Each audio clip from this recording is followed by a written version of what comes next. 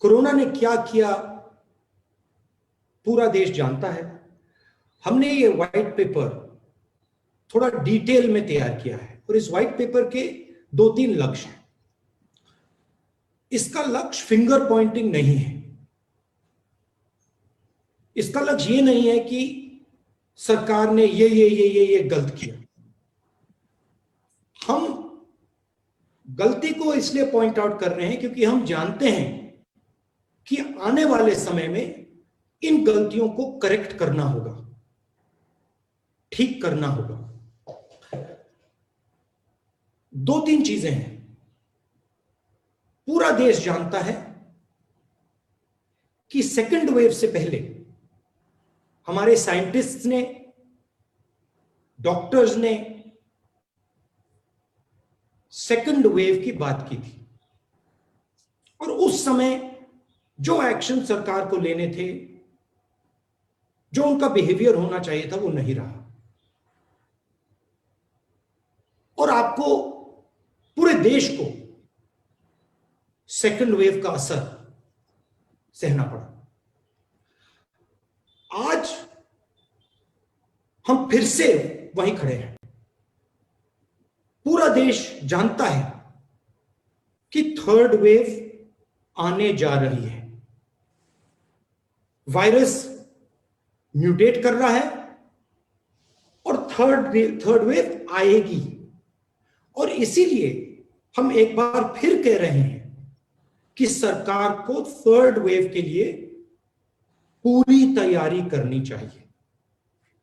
जो रिक्वायरमेंट्स हैं, hospital beds की रिक्वायरमेंट्स हैं, इंफ्रास्ट्रक्चर की रिक्वायरमेंट्स है, ऑक्सीजन की रिक्वायरमेंट है, दवाइयों की रिक्वायरमेंट है, जो सेकंड वेव में नहीं की गई थी, उनको थर्ड वेव के लिए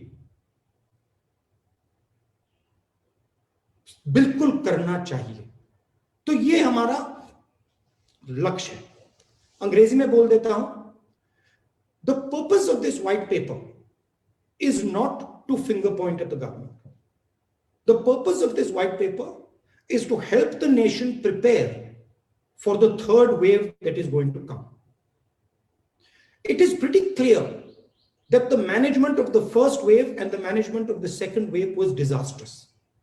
There were some central reasons as to why it was disastrous. We have tried to point out those reasons in our white paper. This is a blueprint on how to react to the third wave which is going to come. It is our intention to provide the government with information and insights on what went wrong. It is pretty clear that the third wave is coming. And I would even go so far to say that you might even have waves after the third wave, because this virus is continuously mutating and changing form, as I said in my last press conference, and as I've been saying from the beginning. So it is important that the government prepares itself for what is going to come. What does it mean to prepare itself? It means have the infrastructure ready, which was not ready in the first and second wave. It means have the oxygen supply that will be required ready. It means have the medicines required ready. The central pillar of fighting COVID is vaccination. And I will have comments to make when you ask me questions on vaccination strategy, but it is very important that we aggressively do vaccinations and cross this bridge of 100% vaccination as soon as possible, because that is the only protection. So I now welcome your questions. Thank you, sir. Before we take questions, sir, we will also like to know from you, maybe hear from you, sir, very briefly, as to where lies the future, sir, and what steps really the government of India take to ameliorate the existing pain. And then, sir, we'll take questions. We've had this white paper is a discussion that has taken place within the Congress structure, and we've had discussions with the experts, and we have basically developed 4 pillars. One pillar, of course, is the idea of understanding exactly what went wrong, which is the foundation of the white paper. And our suggestion there is to have a commission that looks into some of the shortcomings so we can correct them. Second pillar, as I've already said, is preparation for the third wave, which includes developing the critical infrastructure, which includes oxygen, which includes these other elements. Third pillar, again, that we've been repeating again and again and again, is the idea of an economic assistance package. COVID is not just a biological phenomenon. It is also an economic and social phenomenon. And that is why we have to make sure that the poorest people, the weakest people, small and medium businesses are provided the support that they need to get through it. And the fourth and final element is a COVID compensation fund, where we give money to people who have lost loved ones, where we commit to them support of the Indian nation and say that, look, we stand with you in this difficult time. Randeep ji, मैं हिंदी में भी बोल देता हूं. White paper का लक्ष्य एक प्रकार से रास्ता दिखाने का है. हमने 4 मेन पॉइंट्स निकाले. पहला पॉइंट जो मैंने बोला, जो तीसरी वेव आने वाली है उसकी तैयारी, oxygen, hospital beds, critical infrastructure, दवाइयां, इन चीजों का आज प्रिपरेशन, कि जब थर्ड वेव आए हिंदुस्तान के हर शहर में अस्पताल, गांव में जो सपोर्ट की जरूरत है वो सब तैयार मिले. जिन लोगों को ऑक्सीजन की जरूरत हो उनको आसानी से ऑक्सीजन मिल जाए और बिना कोई कारण डेथ ना हो. जो नीडलेस डेथ है, जो एक प्रकार से लाखों लोग नीडलेसली मरे हैं सेकेंड वेव में, वो फिर से ना हो. दूसरा पॉइंट, कोविड सिर्फ बायोलॉजिकल बीमारी नहीं है, कोविड इकोनॉमिक सोशल बीमारी है. और इसलिए हमने सरकार को सबसे गरीब लोगों को, छोटे बिजनेसेस को, मिडिल साइज बिजनेसेस को आर्थिक सहायता देने की जरूरत है. हमने एक न्याय का कॉन्सेप्ट दिया है. अगर नाम प्रधानमंत्री को अच्छा नहीं लगे उसका नाम बदल दें, बट बेसिक कॉन्सेप्ट कि गरीबों के जेब में, गरीबों के घर में हम डायरेक्ट फंड्स पहुंचाएं. और चौथा जो हमारा पिलर है कि एक कोविड कॉम्पनसेशन फंड बनाया जाए. जिन परिवारों के घर में जो ब्रेड अर्नर्स हैं, उनकी मृत्यु हुई है, उनका कॉम्पनसेशन दिया जाए, उनको डायरेक्ट कोविड फंड से उनको सहायता दी जाए. तो ये हमारे 4 पॉइंट्स हैं. Thank you, sir. We'll start questions one by one. Please keep raising your hands. I can see, and then we'll keep going to each one of you. Can we start with the PTI, Mr. Sanjeev? Thank you, Randeep ji. Namaskar, Rahul ji. Namaskar. Rahul ji, experts are saying that the third wave of coronavirus infections is likely to hit India by October. And there have been record 84 lakh vaccinations yesterday. But some opposition states are still starving for the vaccine. Do you think the government has the wherewithal to sustain this current pace of vaccination that has started yesterday, considering that only 5% of the adult population of the country is vaccinated currently, leaving millions vulnerable to infections and deaths? And I would also like to add, since it is a very active political, it's a day of hectic political activity in the capital. Mr. Sharad Pawar has convened a meeting of a number of opposition leaders and people. So I would just like if you could react on that also.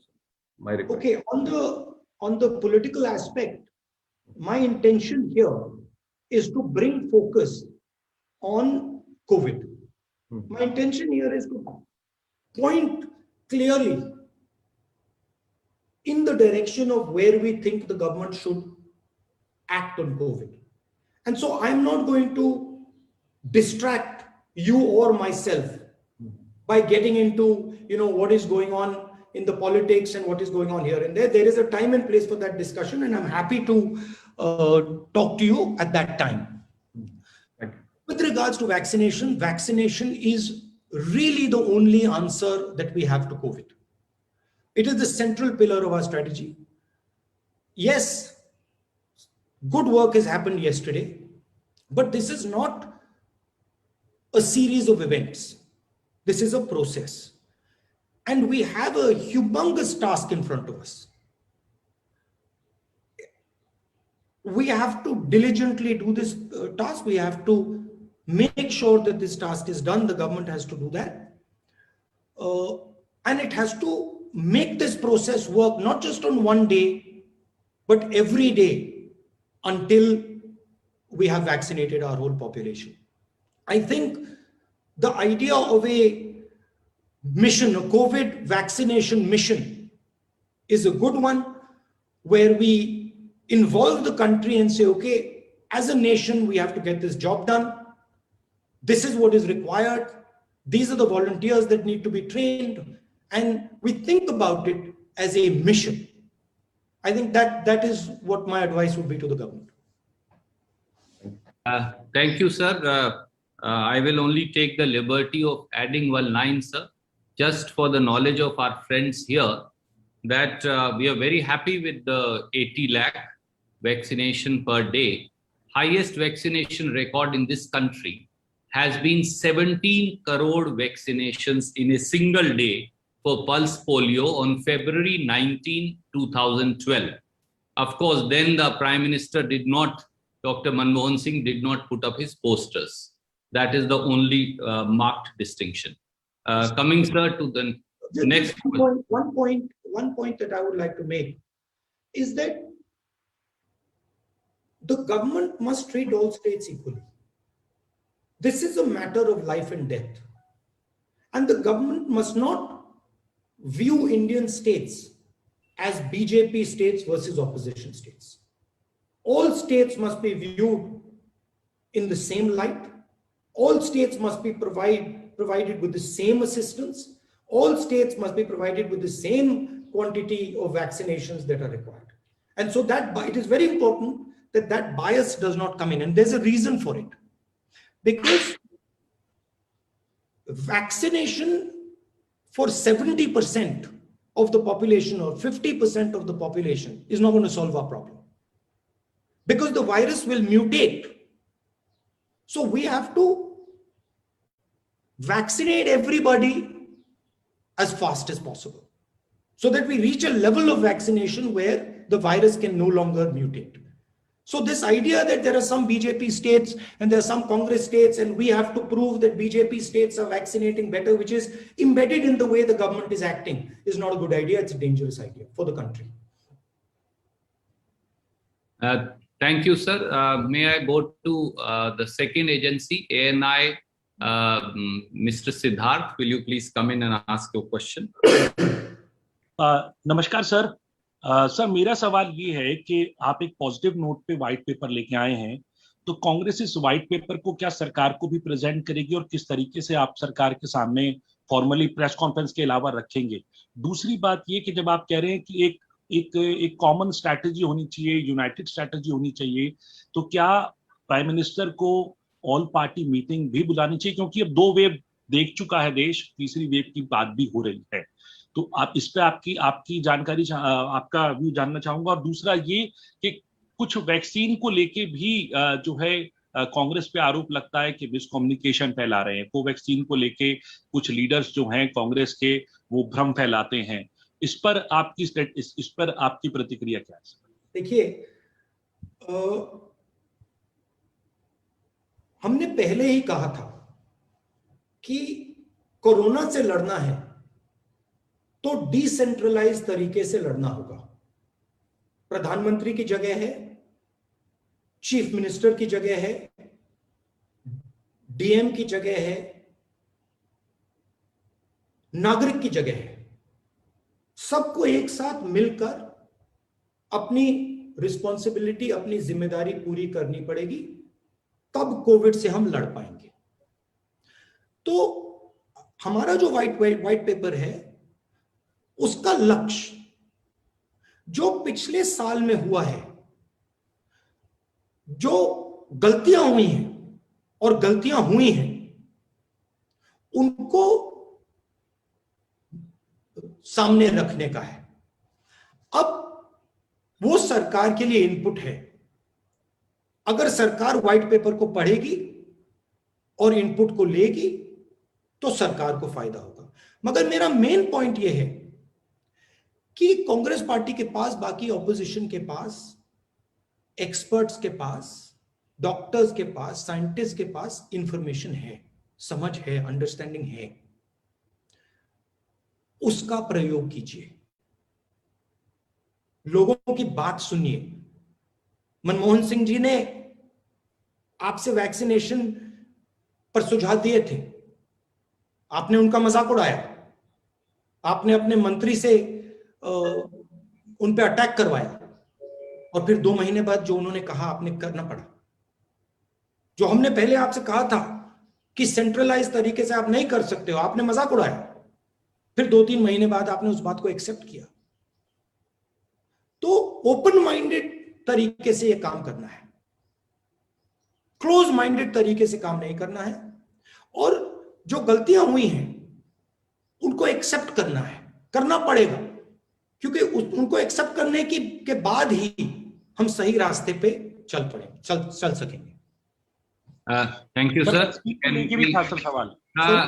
Siddharth, I will go to the supplementary later because there are many friends and there is limited time. I will, if possible, then I'll come back to you. Can we go to IANS, another news agency, Mr. Saeed? Please ask your question. IANS.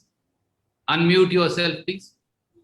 Ji, thank you. Rahul ji, good morning. Good morning. Sir, my question is about the data which has been first and the most important states like Uttar Pradesh and Bihar, where data has been first of COVID deaths, and how people will get compensation when there is no data. The data has been first, and many people who have died in the second wave have not got even certificates that they have died with COVID. So what Congress party has to take action on it? And this is the question which may draw ire of the state governments, and FIR can be also registered against journalists, as you have seen. Look, it is a certainty.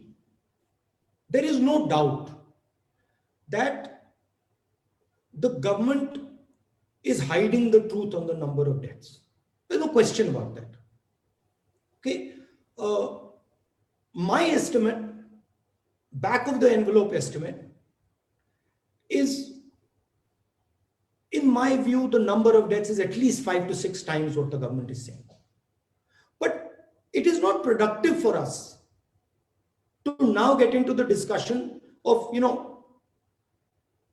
how many people have died. Of course, for compensation, that is critical. And there are ways in which we can figure out that number. But the discussion must not be about the number. The discussion must be, oh, look, what are we going to do next? We can attack the government once we have fought off COVID. We can attack the government on, you lied about the number of people. But today the time, because again, I'm repeating myself. If you think the second wave was bad, the third wave is going to be worse. Because the virus is intelligent and it is transforming itself. So our entire focus has to be on successful vaccination, on making sure that we are not allowing the virus space to regenerate. Thank you, sir. ABP से आशीष, कृपया अपना सवाल पूछें। ABP से आशीष भाई, unmute करें अपने आप को। Morning sir. मॉर्निंग। आप सुन पा रहे हैं मुझे? जी सुन पा रहे हैं, पूछिए प्लीज। सर, मेरा सवाल ये है कि अभी आपने ऑक्सीजन सिलेंडर्स के प्रिपेयर्डनेस के बारे में जिक्र किया था अपनी, जब आप अपना बयान दे रहे थे। सेकेंड वेव की हैंडलिंग को लेकर मैं आपसे पूछना चाहता हूँ सर। एक पीटीआई पर इंटरनेशनल बड़े प्रोमिनेंट साइंटिस्ट हैं, उनका भी बयान हमने देखा कि उन्होंने कहा लैक ऑफ प्रिपेयर्डनेस एक बड़ी वजह बनी थी जो कुछ झेला भारत ने। मेरा सवाल आपसे ये है कि खुद प्रधानमंत्री सरकार भी कह चुकी थी कि सेकेंड वेव में जब बहुत ज्यादा बड़े मैग्नीट्यूड का ऑक्सीजन क्राइसिस आया तो बहुत अच्छे तरीके से हैंडल किया, टाइमली हैंडल किया। प्रधानमंत्री ने जब नेशन को एड्रेस किया तो प्राइम मिनिस्टर भावुक तक हो गए थे, आंख में उनके आंसू तक आ गए थे। उनके इस अश्योरेंस को आप क्यों नहीं मान रहे राहुल जी? क्योंकि वो कह रहे थे टाइमली ऑक्सीजन के क्राइसिस को हैंडल कर लिया गया था। इसके अलावा राहुल जी, इसके अलावा बस एक सवाल मैं ऐड करना चाहता हूँ, अगर आप ले लें तो। आशीष भाई, पहले सवाल का जवाब ले लें, क्योंकि दो दो सवाल अगर हर साथी एक ही बार में पूछेगा तो किसी और का नंबर नहीं है। पहले आपका महत्वपूर्ण प्रश्न है, राहुल जी को उसका जवाब दें। देखिए, दो तरीकों की कोविड डेथ्स होती हैं। एक कोविड डेथ होती है नीडलेस डेथ, मतलब ये नहीं होनी चाहिए थी, इस व्यक्ति को आसानी से बचाया जा सकता था मगर उसको नहीं बचाया गया। और दूसरी डेथ होती है जिस व्यक्ति के पास बहुत सीरियस कोमोर्बिडिटीज होती हैं, जो बहुत बुजुर्ग होते हैं, जिनको बचाना मुश्किल होता है। हिंदुस्तान में सेकंड वेव में 90% लोग जो मरे हैं नीडलेसली मरे हैं। और मैंने बहुत सारे डॉक्टर्स से बात की है और उनका यूनिवर्सली कहना है कि अगर आप नीडलेस डेथ को देखें, जो लोग जिनको मरना नहीं चाहिए था, जिनको सपोर्ट मिल जाता तो नहीं मरते, उसका सबसे बड़ा कारण ऑक्सीजन लिमिटेशन, कि हम उनको सही टाइम पे ऑक्सीजन नहीं दे पाए। मैं बहुत सारे लोगों को जानता हूं जिनके परिवार में उनके माता, उनके पिता, उनके भाई, उनके बहनों की मृत्यु हुई, कारण ऑक्सीजन नहीं दे पाए। इस देश में ऑक्सीजन की कोई कमी नहीं है। जितने ऑक्सीजन की जरूरत यह देश प्रोड्यूस करके दे सकता है। तो जो नीडलेस डेथ्स हुई हैं, प्राइम मिनिस्टर के आंसू उन परिवारों के आंसू को नहीं मिटा पाएंगे। वो सब परिवार जानते हैं कि जो मेरे परिवार का व्यक्ति, मेरे माता, मेरे पिता, मेरे भाई, मेरी बहन, जब वो मरे, वहां प्रधानमंत्री नहीं थे। प्रधानमंत्री के आंसू ने उनको नहीं बचाया, मगर ऑक्सीजन जरूर बचा सकता था। और प्रधानमंत्री ने इस बात को सीरियसली नहीं लिया। चुनाव लड़ रहे थे, बंगाल में चुनाव लड़ रहे थे, और उनका फोकस दूसरी ओर था। तो ये तो पूरा देश जानता है। Thank you sir. News nation से मोहित दुबे। मोहित जी, अपना सवाल पूछिए। राहुल जी नमस्कार, मोहित दुबे बोल रहा हूँ। नमस्कार जी राहुल जी, महा वैक्सीनेशन 21 जून से केंद्र सरकार ने शुरू किया और इस वैक्सीनेशन को लेकर केंद्र सरकार अपनी पीठ थपथपा रही है। केंद्र सरकार ये कह रही है कि हमने बहुत शानदार वैक्सीनेशन किया है, लेकिन इसी बीच यूजीसी ने जो है सभी जो शिक्षण संस्थान है उनको फरमान जारी कर दिया और ये कह दिया कि आप फ्री वैक्सीनेशन के मद्देनजर प्रधानमंत्री नरेंद्र मोदी की फोटो चिपकाइए, बैनर लगाइए, पोस्टर लगाइए। आपको नहीं लगता कि वैक्सीनेशन की प्रक्रिया कम, मार्केटिंग ज्यादा हो रही है? और प्रधानमंत्री, केंद्र सरकार को राहुल गांधी जी का क्या सुझाव होगा ताकि वैक्सीनेशन को सही रूप से, सही ढंग से पूरे देश में लागू किया जा सके? देखिए, एक बात मैं आपको बताता हूं, शायद हिंदुस्तान एक ही ऐसा देश है जहां पे प्राइवेट हॉस्पिटल में पेमेंट के बेसिस पे वैक्सीनेशन हो रहा है। बाकी देशों में सब जगह फ्री वैक्सीनेशन है। दूसरी चीज जो मैंने पहले कही,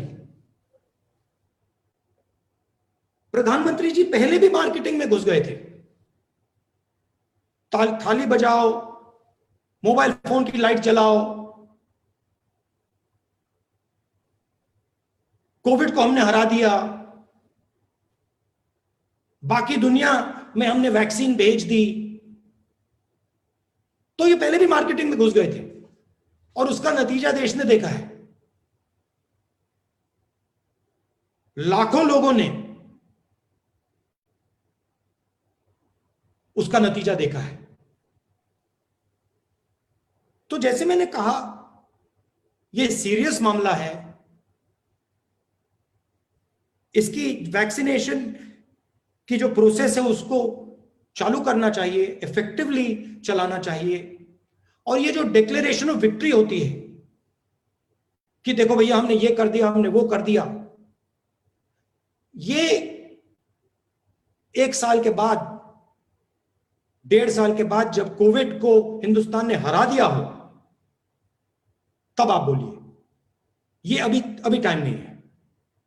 और जैसे मैंने बोला, और मैं 1 साल से बोल रहा हूं, 1.5 साल से बोल रहा हूं,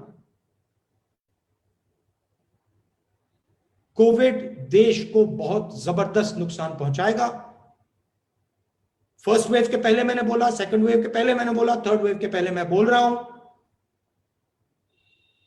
और पूरी तैयारी आज शुरू हो जानी चाहिए। Thank you, sir.